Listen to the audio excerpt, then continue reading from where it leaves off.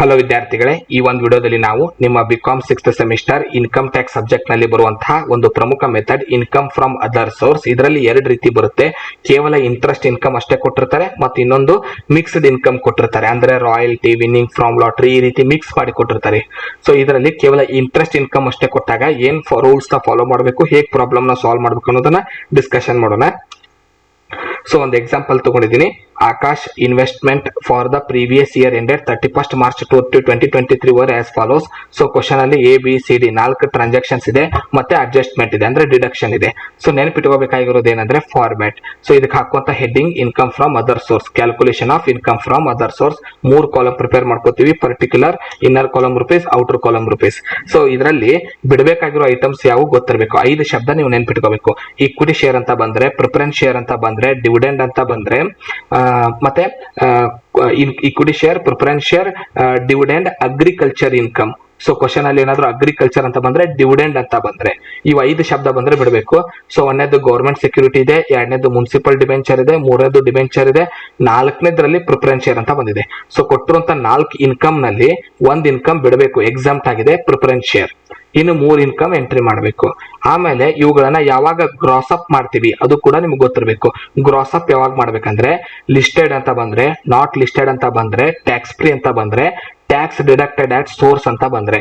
So ಇದರಲ್ಲಿ ಯಾವುದಕ್ಕೂ ಬಂದಿಲ್ಲ, ಡೈರೆಕ್ಟ್ ಆಗಿ ನೀವು ಕ್ಯಾಲ್ಕುಲೇಷನ್ ಮಾಡಿ ಅಮೌಂಟ್ ಹಚ್ಚಬೇಕು.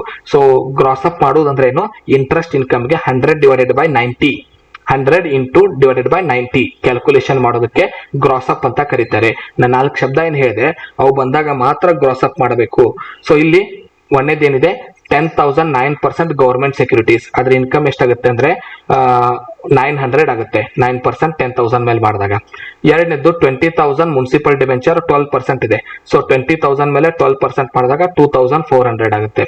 ಥರ್ಡ್ ಒನ್ 1,25,000 ಮೇಲೆ 8% ಡಿಬೆಂಚರ್ ಹೇಳಿದ್ದಾರೆ. ಸೊ 1,25,000 ಮೇಲೆ 8% ಮಾಡಿದಾಗ 10,000 ಆಗುತ್ತೆ. ಈಗ 3 ಇನ್ಕಮ್ ಆಯ್ತು. 4ನೇದು ಪ್ರಿಫರೆನ್ಸ್ ಶೇರ್ ಶಬ್ದ ಇರೋದ್ರಿಂದ ಎಕ್ಸಾಮ್ಟೆಡ್ ಇನ್ಕಮ್, ಅದು ಟೋಟಲ್ ಮಾಡ್ಕೊಂತೀವಿ. ಸೊ 3ದು ಟೋಟಲ್ ಏನಿದೆ 13,300 ಇದೆ. ಈಗ ಡಿಡಕ್ಷನ್ ಓದ್ಬೇಕು.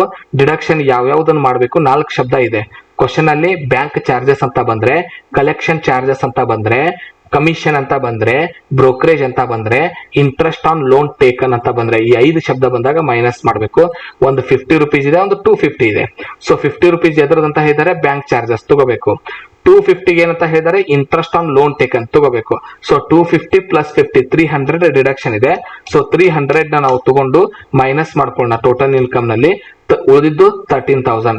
ಟೋಟಲ್ ಇನ್ಕಮ್ ನಲ್ಲಿ ಡಿಡಕ್ಷನ್ ತೆಗೆದ್ರೆ ಉಳಿದ್ರಂತ ಇನ್ಕಮ್ 13,000. ಸೊ ಇಷ್ಟು ಸಿಂಪಲ್ ಆಗಿ ಕೇಳ್ತಾರೆ ಪ್ರಾಬ್ಲಮ್ ನ.